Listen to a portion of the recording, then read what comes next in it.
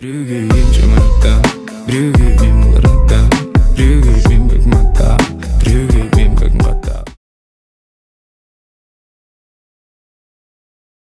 Түрсіге дейін шешіндіріп тастайды, аяқ қолын былай байлап, коридорға отырғызып кетеді ғой ойлашы.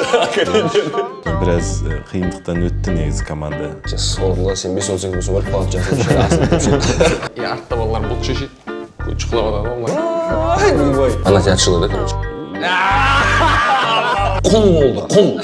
Конкретно мен саған бірдеме дедім ба? Дедің, егерде жаңағы сол сценарийда жазылғандай болып істелетін болса, не істейтін едіңіз?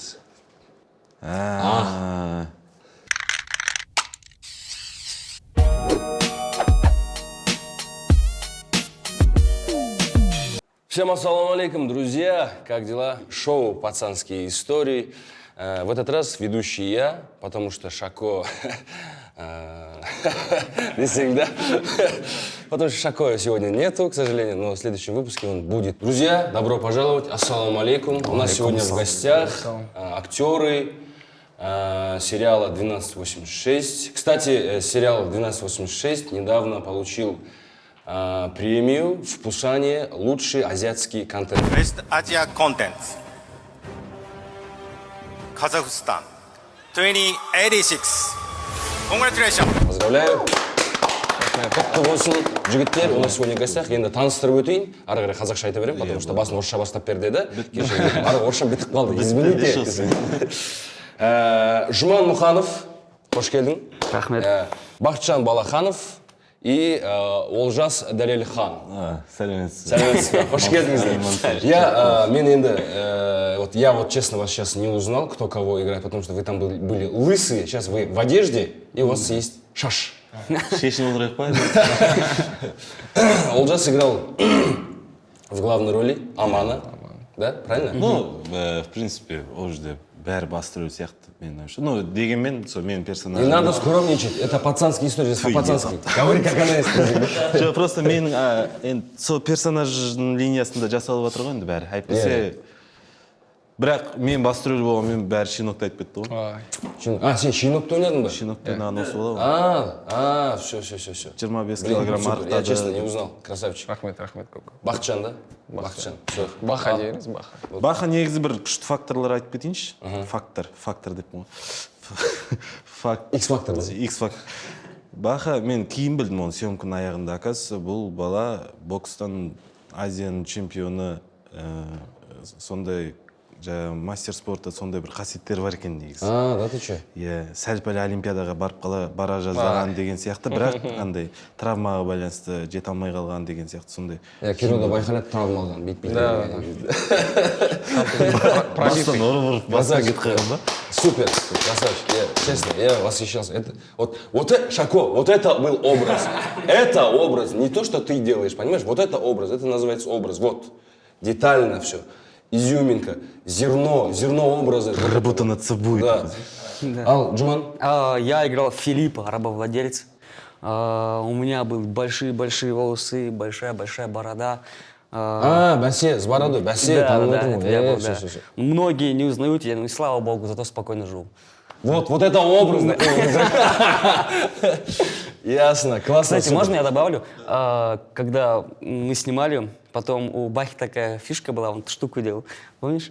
Да. И мы всегда на съемках ее используем. Что-нибудь не получалось, мы сразу. Это всегда над Бахой угорали. Как фишка, да? Да. Классно. Насчет того, что вот не узнают дейді ғой.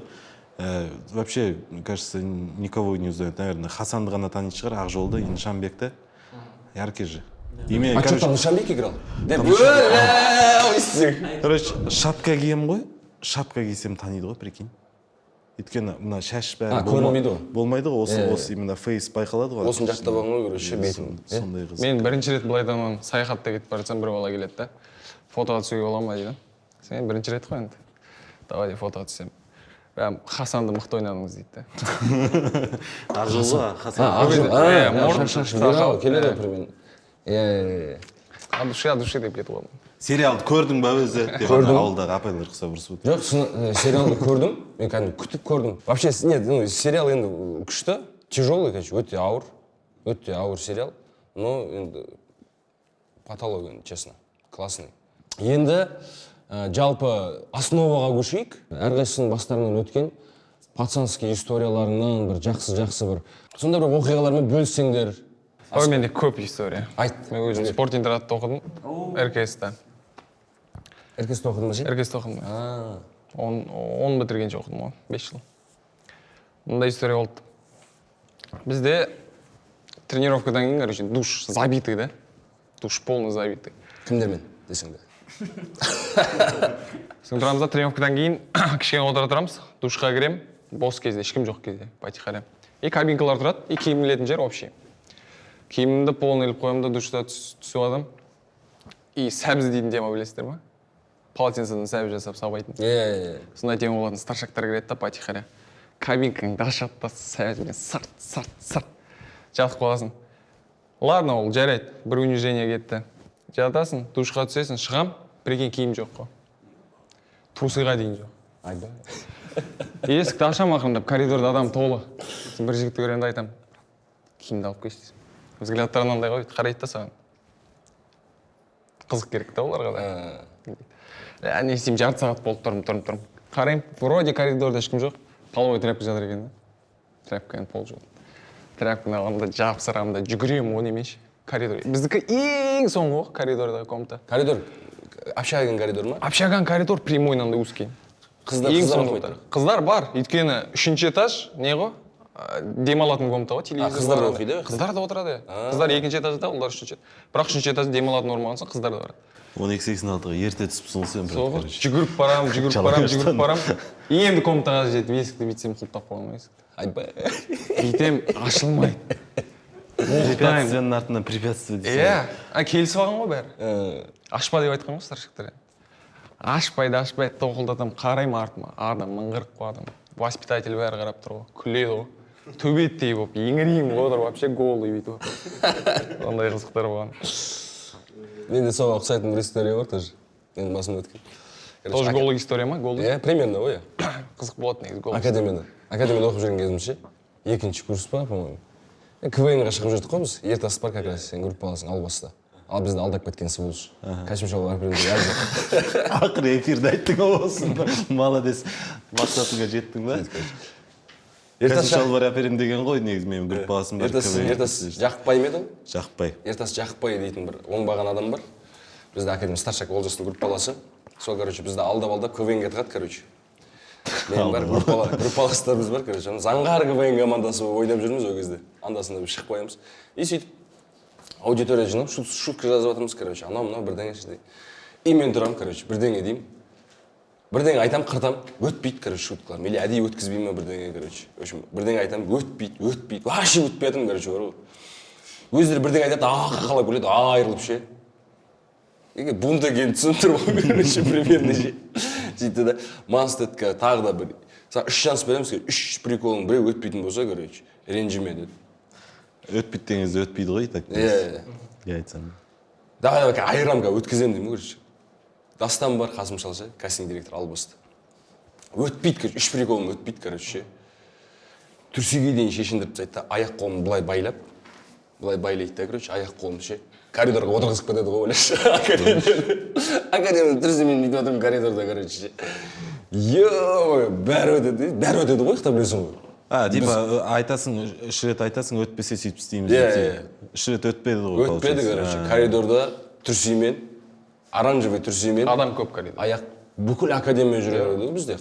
Қай уақытта түстің кезі ма, или кешкі уақыт? Обед қой? Обедтің кезі. Обедтен кейін ғой, примерно 3-тер ма, 4-тердің кезі ма, соны. Осы күйі коридорда отырсың ғой, түрсемен, оранжевый түрсемен ше. Ол кезде қайта TikTok қатты бір Instagram'дан қатты дамымаған кездер рахат. Қазір болса тарып кетеді. Страшный кетіп қалады. 12-86-дан андай енді полный шешінесің ғой. Қалай болар екен, бір түрлі дегенмен. Сосын Алиш айтады, так, команда девушки, заходим домой. Өзі жалғыз үй ғана бар ғой өзі. Үйдің іші быт болып кеткен. Все заходим домой. Дейді, так, максимально подготовьтесь, осылай жауып, чтобы быстро сняли. Деп сөйтеді. Шешіндіріп, ана жаққа байлап бүйтіп отырасың ғой неде. Цепқа байлап, тізерлеп отырасың. Ана жерде смарт не болды? Полный, короче. Сонымен ана бәрібір дегенмен бір түрлі ше. Сөйтсем бір Катя ме ана гример қыз. Иә. Өмір туфт етіп қалып қоя береді ше. Бірдемені ұстап өтірік айтамыз өтірік жынды болушын сен негізі деп. Ол басында солай болатын, одан кейін теңізге түсетін кезде уже все сұрайсың, там шара бар или полностью голый, все хорошо, фырт шешесінде кіре бересің уже. Именно голый сахна түсетін кезде плейбэк толып кететін ғой адамдарға. Обязательно ғой бізде. Сосын ана сахна болды менде. Жаңа постельный сахна бар еді ғой бір. Иә. Жаңа Таня деген келесі ауылға баратын. Сол жерде. Ну, бірақ сценарийда жазылғанда андай болды да кәм. Анау қорқынышты болды кішкене, короче, полностью кәдімгідей процесстің болатын. А потом Алиштан сұраймын ғой, Алиш қалай болады десем, не, там просто мына жағына восьмеркамен оның арқасынан сенің бетіңнен деген сияқты, мы так не будем показывать. И айналасын былай шамдармен жасап қойғанда, и Бага Арген оператор айтады да, мыналардың бәрін әншейінде жинай алмайсың тез деп ана өз командасын айтады да, ана жерде шам ұстап бәрі дайын отыр да, ерте дайындалып алған ғой именно сол сахнаға. Бірақ кішкене олар разочарование болып қалды. Былай. Егер де жаңағы сценарийда жазылғандай болып істелетін болса, не істейтін едіңіз? Егер режиссер солай осылай Құдайға мәлім осы. Өзінде білмеймін не болатын. Егер солай болу керек. Бірақ ішкі чүйкі андай не болды менде бәрібір. Солай анда қатты кетпейтін шығар деген сияқты. Жоқ, оны түсіндім ғой. Егер де мысалға Алишер принципиально осылай жазылды, контакт болу керек дейтін болса, не істейтін едің? Прям олай жазылған жоқ негізі. Негізі контактпен жазылса. Оны түспейтін едім деп өзі. Иә деп айта бермеймін ба, иә? Кім не етіп жатыр? По факту по идее бұл нәрсе какой-то бір препятствие ғой актерларға Қазақстанда. Өйткені біздің елде, даже біздің актерлар сүйіссе де біртүрлі бір жаман сияқты болып тұрады ғой. Осы Голливудтың нелері, актер-актрисалары сүйісіп сөйтіп жатса, как-то қабылдайсың, бір олар басқа планетаның несі сияқты бір, біздікілер нетсе бір менталитет жібермей тұра ма бәрібір. Ерсі болып тұрады. Сіз енді от души... Смотря кім сүйісіп жатыр, кадрда соған білесіз, білмеймін. Сіз енді біраз жібердіңіз ғой. Енді бір оқиғаңыз айтып беріңіз енді жақсы басында. Былай қаштым болмайды. Болмайды, бияқта болмайды. Есіме түспей отырып, жеке мен өте дипломатичный баламын. Мектеп кезден бастап сондай едім. Сондай кезде... Бізді ұрғандарыңды айтып берсек?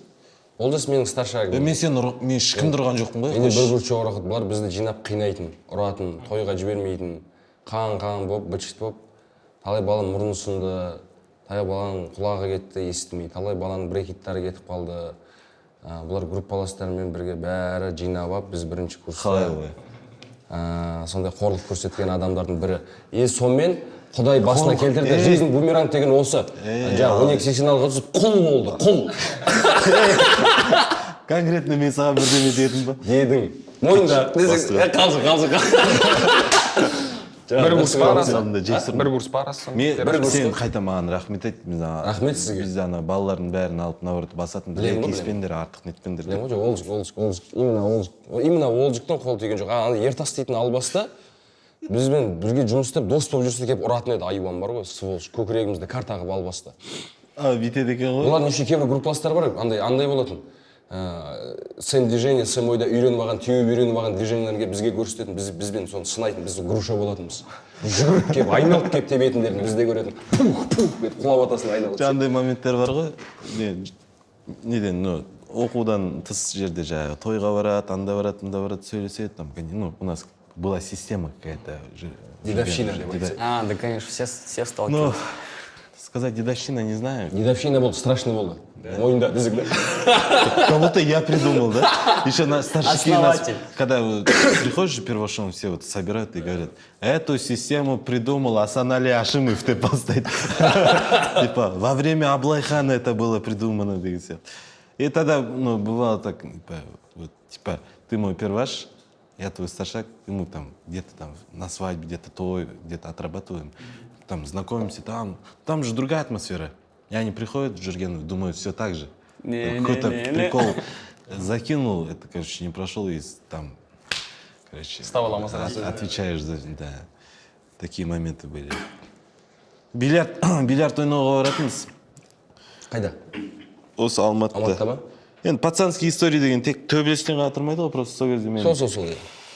тілек деген класстасым бар, жын деді. Бильярд енді үйреніп күшті болып қызып атасың ғой. Күшті болып енді кірісіп атқан кезде ол жіндер кеттік дейді.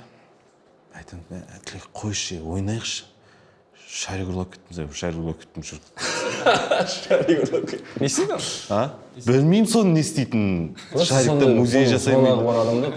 Не тұрғызама, үй тұрғызама шариктен.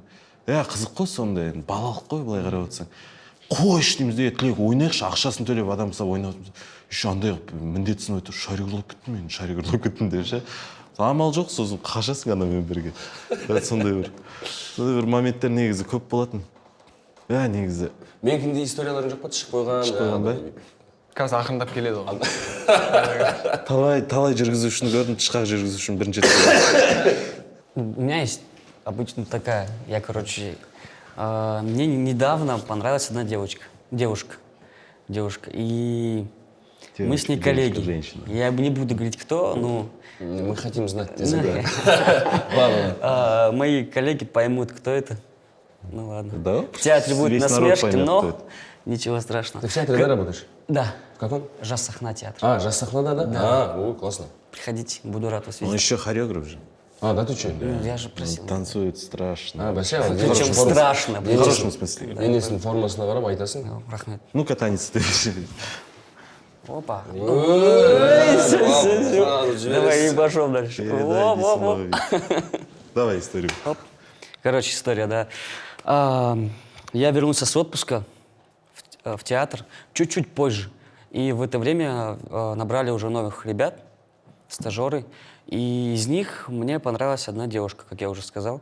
И я не знал, как к ней подойти, присматривался, искал подходы.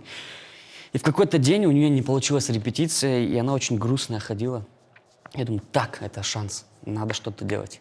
Я бегу, в магазин, в цветочный магазин, покупаю розу.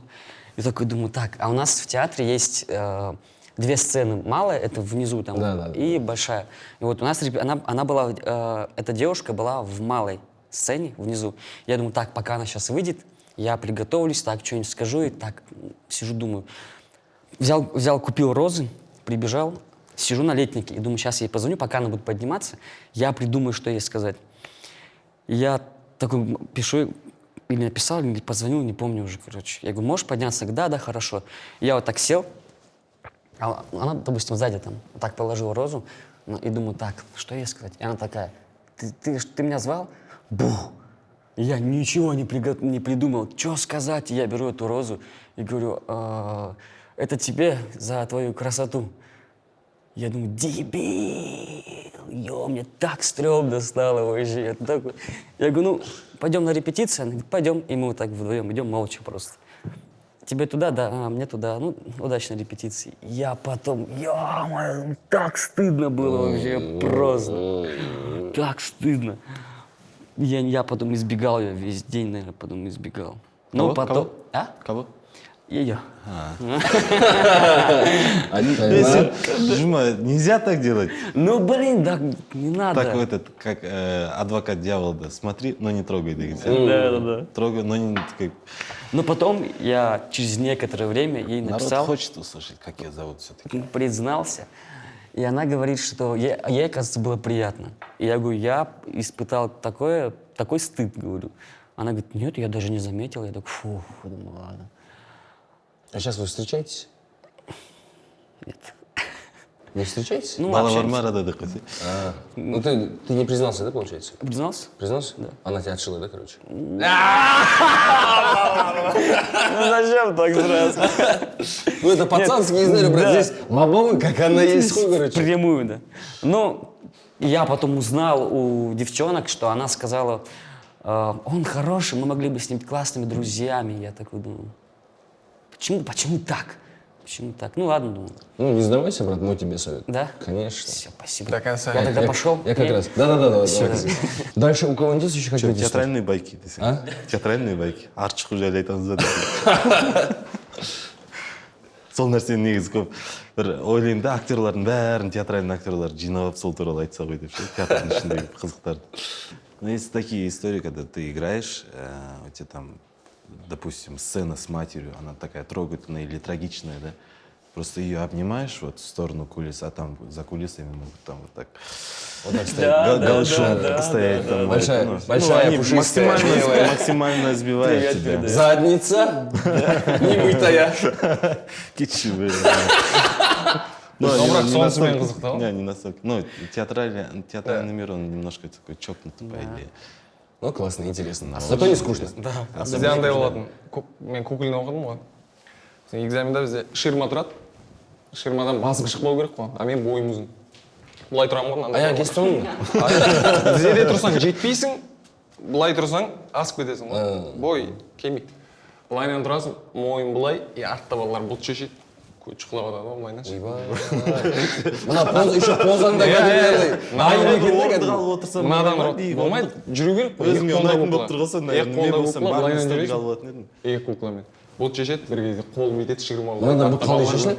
Анадан бұт қалай шешіледі? Шешіледі. Қойшы? Бүйтіп тұрып жібереді ғой, трико астында. Бұлайнан тұрады. Еще сенің аяқтар любың ашық тұр кәдімгідей. Смело. Еще ширма құлайды ғой. Ух ты, прям любың еще кәдімгідей. Мынадан кейін ба, деймін ба. Ойбай. Жаман екен сендердікі. Кукольныйда всегда. Кукілдік болмағаныма Құдайға шүкір. Аллаға шүкір өзіңе тәуба. Болат ағамен болған историяда сен бар ма едің? Қалғаныңыз ма? Абылайханда? Абылайхан. Болдың ғой мен? Мен найза ұстап тұратын едім ол кезде. Да. Аблайхан у нас спектакль. Я в массовке был. Они играют роли, я в массовке стою. Найзами. Там у нас актер, он играет Төлеби, и есть Бухаржо, там совет старейших, билер сахнасы ғой, там и Аблайхан, там Бөгенбай Батыр, короче, такой прям құрылтай.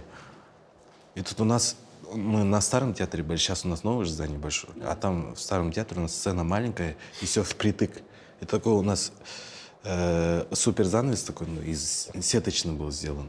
А там Төлеби вот так садится, малдас құрып отырады да, прямо алдына осылай сетка түседі. Сосын сетка поднимает, музыка играет, ду-ду-ду-ду. И қамшылармен звездный. И Төлеби мен Бұқаржау екеуі өмір қорқатын осы аяқтарын іліп кетпесе екен. Өйткені ана көтерілген бүйтіп барып отырып қалады да. И сөйтеді де бір актер ағамыздың аяғы ілініп қалады ғой сеткаға. И анау кетеді. Шпагат кетті. Шпагат бірінші бір аяғы, екінші аяғы. Сөйтті де анау былайынан көтеріледі, короче. А за ними вот такая яма была. И в эту яму он такой кувырок и назад. Эпичный музыкамен, эпичный кетіп қалған. Тоқтап қаламыз бәріміз. Бірақ та бүйтіп. Төлеби ғой деймін, кажется, Төлеби. Осындай қалпағы былай ғой. Қалпақын бүйтіп шығып келе тұрған. Вначале немножко шок был. Где-то через секунд 20 ты уже начинаешь понимать, что сейчас произошло. И все, капец, все. Найзаға бүйтіп алып тұрмыз. Найзаға бүйтіп алып қойып шығады. У нас тоже, у нас актриса, короче, в другом театре есть. Она, если текст не знает, забывает, она начинает тихо говорить. Там, допустим, да он пошел, он ходил туда. Невнятно, да? Да, и, короче, начинает уходить. И мы сидим вот так в ложе с правой стороны. И она играет, там что-то тащит палас. Да как вы смеете, мама? И бабушка из зала. Блять, можно погромче. У нас дух. И мы на нее смотрим, вот этот у нее дух. И этот ступор у нее. Нет, в другом театре. В Тропаловске было, в театре. Ну, видишь, студенческие годы мы же смотрим, там, Хабенского, Безрукова, прям жеп қоясың ғой, соған қайталап Есенин болып жүресің ғой. И он про Есенина спектакль там выходит и вначале текст говорит, типа, вот вы зрители, мы, да, артисты, у нас иногда вот эти ваши телефоны мешают, сондай, короче, тексттар. И бір жерден оқып қалдым да бір сөзді, типа, художник суретін салған кезде, оның қасында көрермен отырмайды. Композитор музыкасын жазған кезде қасында көрермен отырмайды. Ал актер образын создавать еткен кезде көрермен қарап отырады дейді. И сол нәрсені как-то анамен байланыстырып өзімше Шәмші спектаклінде ғой басында шығып айтатыным бар да, мен нелеріңізді өшіріп қойыңыздар, дыбысты режимге мына жерде живой музыка анау деген сияқты. И сөйтіп өзімше ананы өзім құрастырып алып келіп, құрметті көрермен, суретші суретін салған кезде қасында көрермен отырмайды. Қаттырақ айтшы дейді деп бір апа. Дауыс еще деп қаттырақ шығарсам, дауысың шықпайды, естілмейді деп қоймайды да, ана кісі қақылдап. Быт-шытын шығарды ғана, мен өзімді Безруков сезініп ана жерде бүйтіп шығып тұрған. Айғып жеткізейін деп. Бақыра салды, сөйтіп құртып жүрген. Ой, театр туралы айтсаң кете береді негізі. Көп қой ондай. Шексіз историялар көп. Күнде болып жатады ғой, күнде. Менде бір қызық история бар. Театрға байланысты емес. Бала кезімде ғой. Мен негізі мектепте андай бұзық болдым деп айта алмаймын да. Бірақ бірдеңе істеп қалсам сразу ұсталып қалатын балалар болады. Сондай болады. Любой зат істеймін, ұсталып қала беремін да. Сөйтіп косяктар жиналады ғой ақырында. Өте ашық балалар болады ғой сондай. Аха. Бірінші косяк не кетеді ғой? Парикмахерскийдің есігін ашамын да, бомбочка лақтырып кетемін. Қызықтасы. Бомбочка жарып кетемін, бірінші косяк жиналды. Екінші косяк 2 алдым. А маған, короче, папа всегда айтатын ғой, 4 алуға болмайды деп ше. 4 неудачниктер алады дейді. Соны тая жейтін. Либо шал, либо 5 ал деген. 3-те алма дейді, 5 қана ал дейді. Соң сол бар, соң үшіншісі грубый, самый грубый не болады, музейға жібереді бізді. Класспен ше. Музейға барамыз, и күресеміз ол жын сияқты музейдің ішінде балалармен ше. Күресіп кетеміз. Бір баланы лақтырып қалған қазан үстіне түседі дейді, 4 аяқ сынады ғой қазанның музейде ше. Мектепке, мектеп есіктағы музей. Соң мектепті қарызға батырамын да, үйге барам, косяк жиналып қалған. Папа шақырады да, понятие жауап етеді де енді. Сыртта ұрысты, соң тұрып та бітеді. Все, тұр осы жерде дейді. Қозғалма дейді да. Тұр дейді. Пока кет дегенше тұрасың дейді. Мен тұрман дейді. Мен енді, жылама тұр. Жатты бұлайынан телевизор көріп жатыр. Ұйықтап қалады ғой бір кезде ше. Мен қасында тұрмын әлі. Біраз болды. Оятуға қорқып тұрмын да. Шаршап кеткен аяқ. Bir кезде ақырын тұрдым. Папа, не болды дейді. Жата берсем бола ма? Бетіме қарап тұрады да. Чо, охранник болған қалай екен дейді. Өсіп 2 алып бұзық болып жүрсем, өсіп бір өткізіп тұрасың бары жат дейді да. Сондай қызық история бар. Не деген объяснение? Понятие жауап етті. Да, сол кезде вообще түсінбегенмін. Қазір бүйтіп ойлансам, Папа есікті жауып жүр деп айтатын да. Сырт даланың есігі, үйдің есігін ше. Жаппай кіріп шығып жүре бергенмін, соны бір рет 100 рет жапқызған соны. 100 рет ашып, 100 рет жапқызған. 1, 2, 3 деп тұрғансың ғой сөйтіп. Ан жақта ағам өліп жатыр да күлкіден деп. Шынында да болса ұялы еще жаман унижение екен ше. Жарқын ба? Не. Сосын кім Алмас ағам. Сосын андай болған менде. Жалпы темекімен байланысты. Сен темекі шегесің ба? 4-ші класста ғой. Нұрмұхамед деген нем бар класстасым. Дос болдық та. Олжас жүр. Қап-қара дәу болады. Жүр темекі шегеміз. Мен бізде үйде қаталда. Әкенің несі тәрбиесі. Ондайды ойламайсың да ғой. Еще ол спортсмен ғой. Еще борец. Жеңемейсің, короче. Никак. Сосын бір бұрышқа барамыз да, ананы бүйтіп. Просто ауызға салып көреміз, қалай деген сияқты ше. Сөйтіп, шеккенде де шеккен жоқ біз. Хотя бы қақалып көріп, просто бүйтіп көрдім де. Нұрмұхамед албасы шекті. 4 жылас. Көт нәрсесі болмасын мегенде. Ол қазір кім біліп жатыр. Сонымен мен келесі күн классқа келеміз ғой. Бізде класста Ертарғын деген таза не болатын. Менің атым Қожадағы қожа бар ғой. Бірақ соның более такой отрицательный жындылау нәрселерін жасайды. Сұлтан вариант бәрі бар да, өте хулиган болатын. Сөйтіп артына отырып алып бүйтеді. Біледі ғой мен бүкіл бэкграундты біліп тұр ғой. Үйім мамалары тоже мен мамамен араласады, түртеді. Олжас дейді. Ау деймін. Нұрмұхамед екеуің темекі шегіпсіңдер ғой дейді.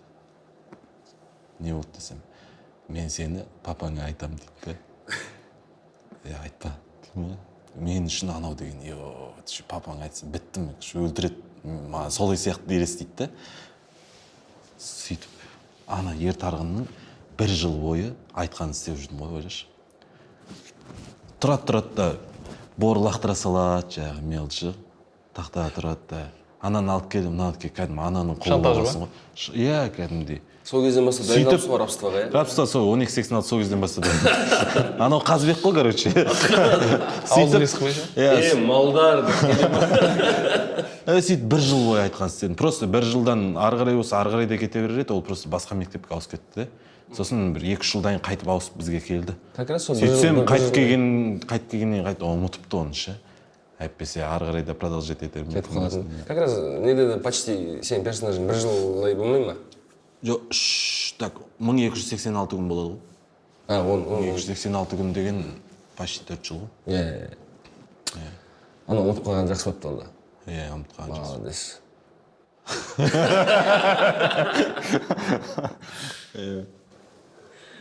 Деңдер.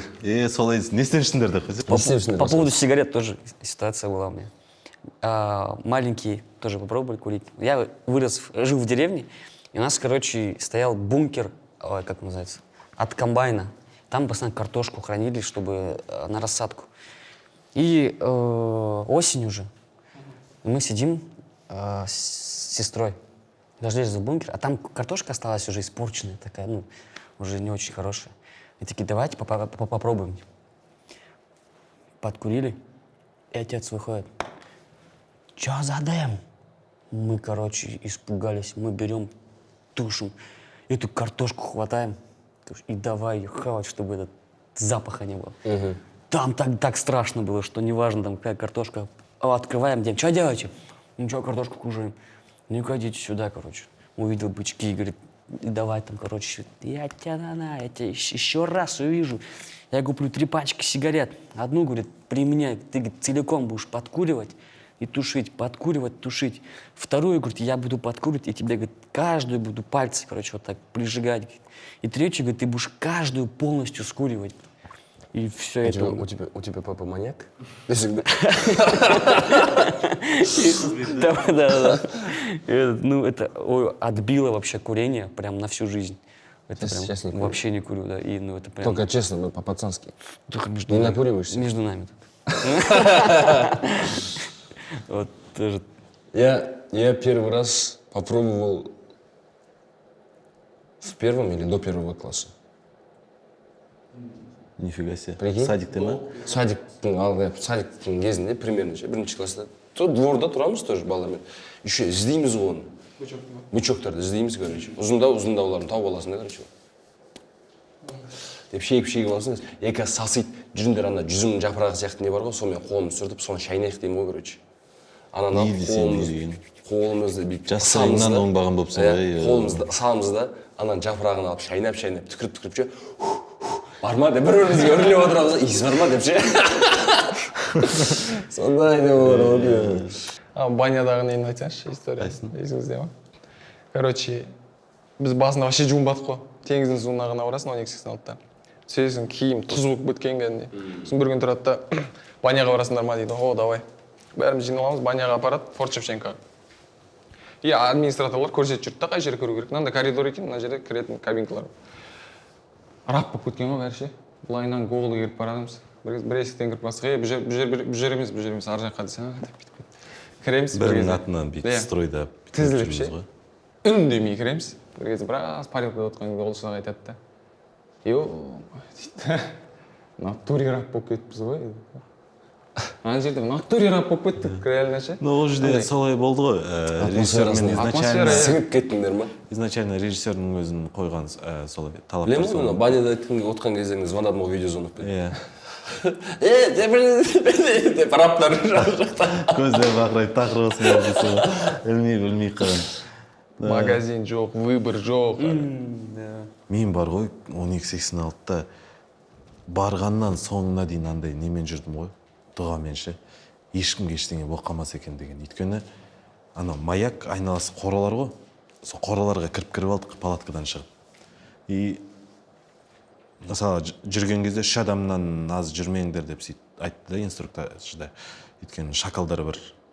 И таңертең тұрған кезде обязательно прям на кроссовкаңды аласың да бүйтіп, өйткені киімді киім дейтін Шланг кетіп кетеді палатка. Өйткені не бар, скорпиондар бар, қарақұрттар бар, біреудің кроссовкасынан скорпион шықты ғой, мындай қап-қара. Этот Руслан, помнишь? Его что-то укусил или что, помнишь? Тоже Да. Он плохо был, ему очень плохо. Да. Вот единственный вот этот случай. Да. Мен тырнағым ұшып кетті уже. Тамырымен жұлып кетеді, тырнағым аяғымнан. Жайшы. Короче, Желден ба десек? Жел, кстати, сондай жел болды, тоқтамайды ғой. метка қойып қойған ғой. Мен кадрға кіремін да, сол метка бар жерге тоқтауым керек. Метка тас қой андай. Соңға ол жасаға мен көтеріп сүйрейді. Мен уже доқылымын да, былайынан кетедім. Жүгіріп баратам. Аяғым сезді бірдеңе тық ете қалып. Ыстық болып кетті, су сездім да, Оны таңертең түсіріп жетті. Сосын түсіріп беттік, кешке дейін ана нені шешпеймін ғой, партиянканы. Сосын су басып кеттім деп ойлағам ғой, дым сезбедім. Сосын кеш 9-дарға адаман ғой, 9-дарға адаман, что-то шылқып тұр, аяғыма қараймын, екі аяққа да искусственно қан жаққан ғой, искусственно қан ба деп тұрмын. Что-то не то ауыра бастайды. Шешіп қалған капот ашылып кеткен ғой, тырнақтың Айба. Мына жоқ, келесі күн теңізге түсетін сахналар ғой. Бас бармағың ба? Бас бармақтың тырнағы лайнынан шығып кеткен ғой. Әлшер ағаға да айтуға қорқасың деді, ол кісі. Қарап жүрмейсің ба дейді ғой. Ол кісі айтуға не үшін қорқасың? Или ол да маньяк па? Ол маньяктар туралы кино түсіріп жатыр айтпақшы, 5-10 келеді. Төбе етіп жатсаң, өзің түспеге ұқсап қатысың. Өз қолыммен жүрдім ғой былайынан. Тік келесі күн теңізге түстік сосын. Бірдеңе емдеп не қылдыңдар ма оны? Емдегенде шіріп, құрттап, операция жасап, аяғын кесіп тастадың ба? Күнде жоқ, теңізге қазір бас түседі. бармақ деп. Ем Сол ғана еді. Тұзбен емдеп кетті негізі.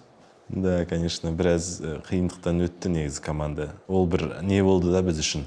Болашақта қандай жобаға барсаң да сен анандай бір этапты өткеннен кейін, андай тәжірибені бастан кешкеннен кейін уже. 5-32-ден кейін соғыстан өткендей болдық қой бізде ше. Любой деп білесің ғой, ше, қайсымда ма? Анау, еще барасың ғой, ондай сондай площадкаға ше, біреулер капризін шетіп отырып қой. А че, бірдеңе андай жоқ па, мұндай жоқ па деп, о, бейшара дейсің да, ішінде сорлы, сен 5-32 болсын, өліп қалады жасың, бейшара асылып деп ше. Сондай бір нелер кетіп қалады. Біз көрген жоқсың ғой деп. И сосын сол жақта бірге командадағы балаларды, операторлар болмаса тағы там актерларды көрген кезде қалай қарады, соғыстан өткенім деп ше. Ыстық болып тұрады ғой шынымен. Ыстық болып тұрады. Момент со съемок, помнишь, когда два брата дрались же? Когда мы сидели, помнишь, когда он как тост сказал, помнишь? Расскажи эту историю. Про который момент я не знаю. Где он, короче, брата убивает, поворачивается. И он говорит, да? Да, текст? и вы- Короче, кім ғой? Да. Олжас Бегайдаров деген актер, Қостанай театрының актері ғой. Ол козелдан еді. И баранды жа айтып кеткен Райымбек деген жігіт, Орал жақтың жігіті. Білемін Райымбек, білемін. Сөйтеді де екеуі төбелеседі де, и козел соңында бүйтіп нету керек, ол жекең. Бүктеп өзін кесу керек те. Ауыздау керек па? Иә. И тексті бар.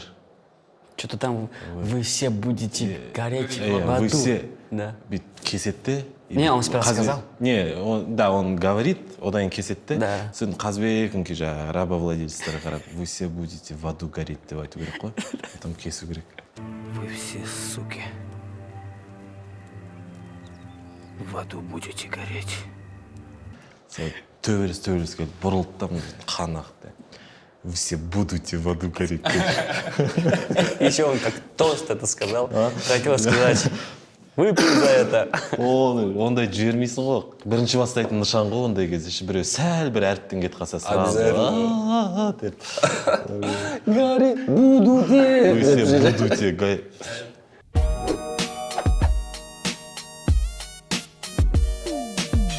Не бар? Интернатқа бірінші рет келген кезде. Қайда келген кезде? Интернатқа. Интернатқа? Интернатқа барасың, бізге 3 күн воля береді да. 3 күн просто жүре бересің. И изучениеға уақыт береді 3 күн. Сол 3 күнде типа бәрі күшті екен Атын деп ойлап жаттауың қаласың ғой. керек, короче. Сондай темаларын жаттайсың. Соң 3 күннен кейін жинайды да. Комнатаға кіргізеді бәрімізді. Рядта тұрмыз, ар жақта. Орктар ғой, короче. Властелин коллекциядағы орктар сияқты түседі ғой былайынан, старшактар. Душ түседі да, қарайды да. Кейде бәрімізге былай көзін шолып қарайды да. Чо, мылтық атып көріп пе едіңдер дейді ғой, короче. Кино ана жер ше. Сосын тұрады, бір бала тұрады да, иә, батя маңшы дейді. Қыста дейді ғой. Швабра береді қолына, ат дейді ғой, короче. Сен атпайды, енді қойшы, братан. Басынан бір ұрады, атты. Бәм атады. Чо, попал дейді. Сен тұрады да, попал дейді, куда десе. Шифонерға попал дейді. Неправильно, стреляй дальше дейді. Бәм атады, попал дейді, попал дейді. Куда попал? В медведя попал дейді. Бәм атады. Ұзақ атып тұра береді. Бәм атады, куда попал? В оленя. Шаршап кеткенбіз бәріміз тұрмыз. Старшак бүйтіп қарап тұрды. Вы не поняли, пацаны. Вы в интернат попали дейді. Кино. Енді впечатление қалдыру керек қой бәрінен же. Кино болып жүреді де, сосын маскалар шешіледі. Армиядағы сияқты екен ғой да? Армияда швабрамен вальспилет қыз қойды ғой. Я, кстати, слышал, что когда Баха готовился к роли, это правда, да, что у тебя прям целая тетрадка, все было расписано? Ну да. Расскажи нам, пожалуйста. Блокнот арнадым. Мен просто памятім нашар да. Не ол неге байланысты? Сол съемкаға дайындық кезде Персонажға байланысты ма? блокнот арнадым. И бірінші неге бардым? Психиатрическая больницаға. Сол жерден жазып алдым. Движенияларды аумау. Сосын соңғы күні ғой кастингтің. Мен 2 ай жүремін ғой кастингте. Күнде барам. Есіктен ғой еще. 38-ші автобуспен былай келейін. Надоел шығып кетеді ғой же. Өтер tetпейді да. Сосын соңғы күні мынандай келеді. Все, короче, бүгін өтсем, өтпесем, короче, кетем. Сосын жолда дайындалайыншы деймін, автобус келеді. Халық арен жақтырмын. 38-ші автобусқа кіремін. 2 вагон ғой, 38 ұзын. Бірінші вагонға кіремін да, былайынан кіремін ғой. Вагонмен жүремін. Андай вагон ба не дейді? Созылатын. Гармошка десе гармошка. Соң біріншісіне кіремін да, бүйтем былайынан кіремін ғой. Деп ше? Ауру. Соң адамдар орын береді маған. Үлкен кісілер ше. Соң дайындалайын қазір жеткенше деп отырым. Ленинаға қарай жетем. Орнымнан тұрам. Оңай тексеретіндер кіреді. Мен төлемегем. Қасыма келді да, не надо братан деп кетіп қалады да. Ну, жақсы екен ғой деді. Жақсы. Мынау халық алдап лайфхак. Мынау халықты алдап жүрген бәле. Оны төлемеген автобусқа штраф саңдамаған. Налогты төлемей жүрсің өзі сөйтіп бізге. Каспиинде де қызы. Сосын тұрым былайынан, тұрым. Арға екіншіне вагон ба жаңа айтқан гармошканың екіншісіне. Баха дейді ғой біреу. Прикинь. Анда уже не да? Резк нормально болып кетсем, бәрі бүйтеді, қуасың ғой. Былайынан тұрам. Ақыран былай қарқыз мектептегі кластасым ғой. Алыстан көріп қалған. Ана неден гармошкадан былайынан беріп келесі остановкадан түсе салам да, бетіне бүйтіп қарасым анау бүйтіп қарағапты. Әлі күй айтпағансың ғой соған, дайындалып жүрмін деп ше. Асқар брат, еще дайындалдым. Мен дайындалып жүрмін деп қойсайшы әлі. Асқар брат, және сол автобустың ішіндегі адамдар, мына қайыршыны кешіріңіздер, ақшасы болмай, соған тегін мініп, халықты алдап жүр бұл. Молодец, красавчик. Әдемі ғой сол? Бізде шақсы. Өз-өзіңе дайындалу. Шақшы бізде. Шахмұрат Ордабаев? Шахмұрат Ордабаев. Аты жөнін бәрін сызып айтайық дейші. Айтайық. Андай жолдан андай сплошная полоса жерден қиып өтіп кеткен ғой. Сен кеп сотрудниктер кеп ұстап документы ваши десе, көзін бүйтіп қиландырып, что деп. Или саңырауды ойнай салады, или көзін қилатып сөйтіп ойнап сөйтіп шығып кетіп қалады ситуациядан. Албасты Джексон. Еще талантливо надо же что. Өтті. Еще без комплексов болды. Жібереді әңгімені. Негізі былай таксистерді алдайсыздар ма сіздер? Не істеп? Кейде болады, таксиға кіріп, вообще басқа адам болып кетті сондай. Ол қалай ол? Типа, кіресің, мамандығыңды басқа қылып айтып бересің, либо ауру болып отырасың. Біз коронавирус уақытында такси Яндекс шақырамыз да, 4 бала кіреміз да, коронавирус уақыты ғой, маскамен отыр, 4-дейміз, тупо жөтелеміз ғой дейі. Жаңа неге краска жағып қойғамыз да, театрдан келедіріміз ғой, қызыл краска жағып қойғамыз ғой неге. Сен жалпы автобус, такси дегендердің жауап берсің. Жалпы мынау аферист екен. Құрметті пацанские истории каналының құрметті көрермендері 2.300.000 подписчигі Баха аферист. Жаттап Баха аферист. Киноның аты. Халықты алдап, қазақты алдап жүр. Баха фестиваль деген. Қазақты алдағаны, өзін-өзі алдағаны. Бет сындырып жүрсің. Солай деп қойсайшы. Сонымен не болды жаңа? Қан болды сонымен? Сөйтіп алдайтынбыз. Жынды болып ойнайтынбыз ішке кіріп. Психбольницадан қашып кеткен болып, біреу бүйтіп отырады іште алдыда. Артты. Деп отырамыз, вайзен, шошиды ар жақта. Психбольница демекші бізде жеті қосу бір деген спектакль болды ғой. Қуанышбаев. Сол жерде не ғой? Пролетая над гнездом кукушки. Сол кезде неге барғанбыз тоже бүкіл актерлар бәріміз. Психбольницаға. Жындыханаға барғанбыз. Сол кезде қарап отырсаң бір кісі Гоголь туралы, Тургенев туралы, Достоевский туралы айтып отыр да, осы үлкен кісі шашым болған, мен суретшімін, осындаймын, өзінің оқиғасын айтып отыр. Біз бәрін сеніп тыңдап, сол шыққаннан санитарлар айтты, өтірік. өзі құрастырып алған. Настолько внушительно айтады да ана сен ше. Маған бүйткен психбольницада бір мужик 44-те жас қасыма келеді да сенің телефоныңда дейді да ақша жіберетін зат бар ма дейді біреуге ше. Мен Каспий ма десем иә дейді да. Сонда айтады біреуге ақша жіберші дейді. Сен кімге десем любой біреуге дейді да. Қазір мен ақшаны алып келейін деп кетіп қалады. 10 000 теңге әкелді да маған наличка. Сен кімге жіберейін деймісің? Любой жібере бер дейді да. Нормальный мужик кәдімгі андай не емес. Мынандай мужик емес та, нормально. Сен немене деп тұр деймісің, сұраймын ғой.